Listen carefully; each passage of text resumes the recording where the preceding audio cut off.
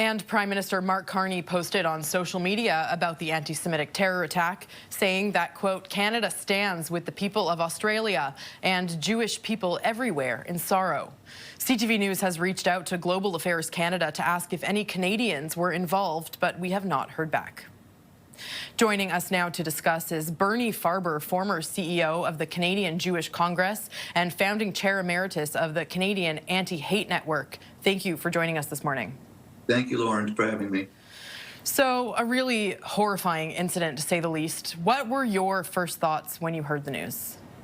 Actually, I got the news from your news people when I woke up this morning. And I want to tell you, and I want to tell everybody, sure, I was in shock.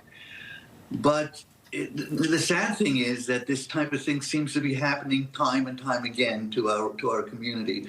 It was only last October in Manchester, England, that 2 Jews were shot and killed outside of a synagogue. Even here in Canada, we see attacks on Jews. In Ottawa, for example, there was an attack on a Jewish woman in a grocery store while she was just shopping. She happened to be wearing a Star of David. So shock, yes. I'm wrapping my arms around the Jewish community in Australia, and all of us, Jews, and I would say many non-Jews alike, are today sitting and wondering how does this happen? Why is anti-Semitism, this hatred that doesn't seem to go away, is always present with us? Why can we not find a way to stem its root causes? So, as you say, this incident surely hits close to home, targeting the Jewish community. Anti-Semitism, as you said, is on the rise across the globe, including in Australia and here in Canada. Does this scare you? I've been dealing with anti-Semitism all of my adult life.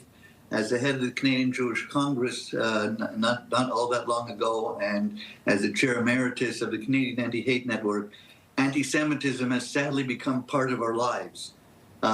It is something that I wear every single day. As a matter of fact, when we finish this interview, I'm going to go with my grandchildren and my children to a Hanukkah party. Remember, those who are on Bondi Beach today were there celebrating the first night of Hanukkah, lighting that candle, that symbolic candle that spoke of the bravery of the Maccabees thousands of years ago. And so Jews around the world will also be celebrating today, but at the same time, we are going to be thinking about our brothers and sisters in Australia today. It's just unbelievable. What should the Canadian government do to take a stand against anti-Semitism and extremism in the wake of this attack and in general?